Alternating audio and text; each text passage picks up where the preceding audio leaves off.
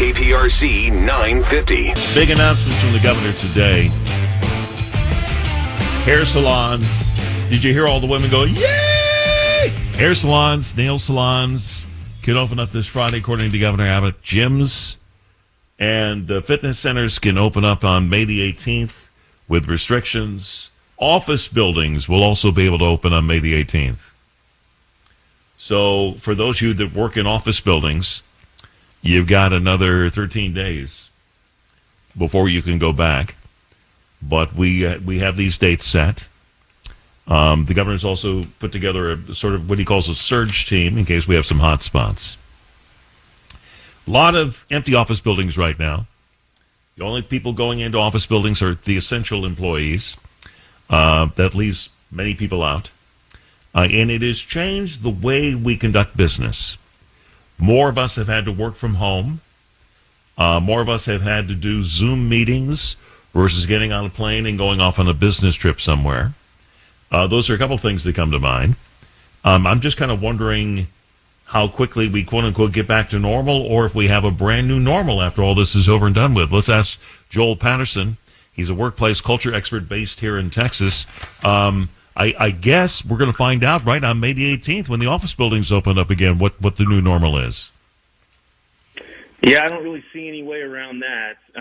We're considered an essential business, so we were able to have about a few people come into the office here and there, but I doubt there's going to be a normal that looks anything like it was 2 months ago. What kind of normal do you think we start with? I guess we're all going to have to social distance, right? We're going to be wearing masks at work. We're going to be having to stay 6 feet away from our coworkers. Yeah, I mean that's the obvious stuff. I think for us, we're an organization that really sort of always prided ourselves on culture, and that culture kind of meant being in the office together. We have actively recruited against having virtual employees, and for us, we're based in Dallas, and everybody comes into the same office. And so, what we're having to do is really re-identify how we're going to do that. We're getting very comfortable with Zoom meetings, just like everyone else. But really, what we've decided is that there's a few things that we have to do in order to make sure that everybody feels good about what's going on, and a lot of that is it's basic business stuff, but it's important nevertheless. Communication, is a big one in both directions. Listening in. And being transparent with your communication, letting people know what's really going on, being honest and vulnerable. With remote work, one thing that people oftentimes don't take into consideration is fun. People want to be able to feel connected and have a good time with their coworkers, have some of that water cooler talk that you really can't have anymore. And you can do certain things like we had a meeting the other day. We had a monthly meeting, and we have one guy in our office that just won't stop wearing tank tops. And so we, without telling him, had everybody wear a tank top to the meeting. So, even just little things like that can sort of bring the camaraderie together. It sounds silly, and it is silly, but it makes a big difference for people.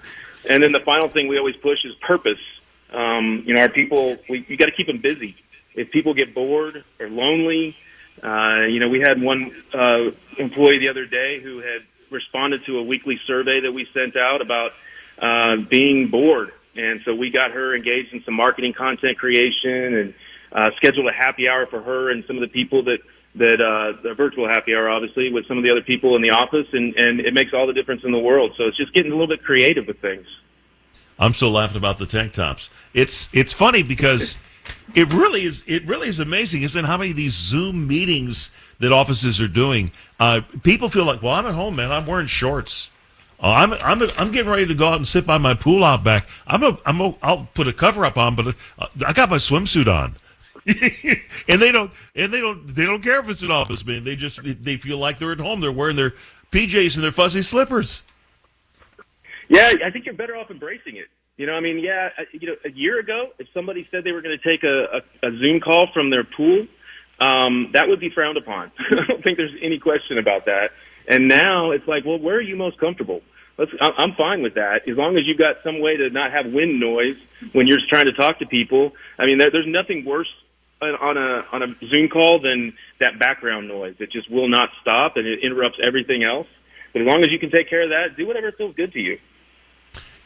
All companies, as you know only too well, have an image. All companies, I think, try to express to their employees, this is who we are, this is what we stand for, this is how we do business, this is how we treat people. How do you relay that to people who have been at home for 6 weeks? How do you keep them on the same page as far as what your company is all about and what it is you're trying to achieve? It's not easy. One thing that I've had to embrace as a leader in our organization is video communication, and not Zoom communication, but actually recording videos. So one of the things that I've been doing over the last couple of months is doing a weekly wrap up on a Friday afternoon and recording a 5 to 10 minute video of, hey, what's going on? And again, going back to transparency and communication, making sure that we're being honest with them, presenting the challenges that we have as an organization, and really getting their buy-in and hopefully getting them to want to contribute to the solution. And that's something that I've gotten really good feedback on, and we intend to continue to do even after COVID is behind us. And another thing, too, that I don't hear people talk about a lot is crisis creates opportunity. And there's some opportunity right now around just shared experience around, we're all going through something together as a team and colleagues that we're never going to forget about. And that creates a bond, and it really helps the culture in a lot of ways for the long term, and being able to share the experience and being able to talk about when they shut the world down for 3 months. I don't know how they're measuring, whether you're working or not working, but I saw a story today that seemed to indicate that on average people are working 3 hours more per week from home than they actually were in the office. So that would seem to be counter against with the popular idea that, well, if you let people work from home, they're going to screw around and they're not really going to concentrate on their jobs. It seems like some people anyway are working even harder. I think it's true. I can't explain it either. We have this conversation quite often with my partners, and we're more tired a lot of times at the end of the day, and I think that there's a lot of research out there that says that you actually do expend more energy when you're on these calls because you don't have the time away just to sort of think. You're always on the spotlight, I don't have a great explanation for it, but I do feel busier now than I did a few months ago, and some of that is just we're trying to respond to the change and stay ahead of things, but I don't know. I used to be concerned about that a little bit as well, that people wouldn't work as hard when they were at home. But I think the fact, again, that we're all in this together and we're all doing the same thing creates an extra level of accountability and really forces people to dive in and roll up their sleeves and do something about it. Yeah, I completely understand the tired part. I have been more tired in the last 6 weeks. I do 2 shows, which will have a tendency to make you tired. I do a morning show, then I drive in to the Galleria to do that, and then I do my afternoon show from my home studio. And that's been the case for a couple of years now. But I feel much more tired during all of this. Part of it, I think, has to do with the feeling that you're kind of living that Groundhog Day, like the movie, where you get up every day and you're facing, at least in my world, the same topic that you're talking about all the time, the same issues that you're dealing with every day. And I think that's true for a lot of people because there's a lot of uncertainty involved in this. When will the stay-at-home order be lifted? When can I go back to the office? When can I go back to eat out? We're starting to get those answers in Texas, but for a great deal of the country, it continues, and there's no real end in sight for a large part of the country. Yeah, and having that timeline it's been a struggle for me as well. Even when we were trying to do some planning as to when we need to really think about our business and when we're going to come out of this. I mean, who knows? 2 months ago, nobody really had a date you could rely on. And that continues. I mean, even though we're getting March 18th, like I heard you or May 18th that you were just talking about, and even this week we've been able to open up some things. But to truly get back to normal and what that means, because we have some employees who are a little bit at risk, or just people that are nervous about it in general, they're not going to come back anytime soon, and we want to support that. We want people to be comfortable. The other thing, you mentioned about being tired that surprises me is the lack of traffic. And even though I don't have to worry about traffic anymore, my drive sometimes still kind of takes out of me, and I don't know if that's just because you've gone through everything throughout the day or what, but, there are some things that are easier, and yet we're all still a little more tired. Yeah. Are there any things that you see or you believe will end up being a permanent change as a result of this, something that will fundamentally change?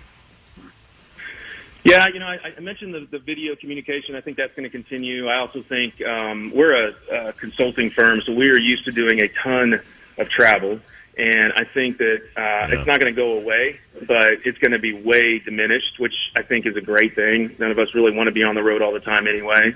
A work-from-home option, I would imagine that will shift to maybe a day or two a week where people will just want to be able to work from home, and now that we've proven that it can work, the technology is holding up. I mean, all those things that we worried about before seems to have proven themselves out, so I think that will continue as well. I think you're right. Then hand washing will be great. Hand washing will continue. All right, Joel, good to talk to you, sir. Thank you for your time. Thank you, Jimmy. Take care. You bet. We'll talk again someday. Joel Patterson, workplace culture expert, back with more in a moment. Jimmy Barrett Show, AM 950 KPRC.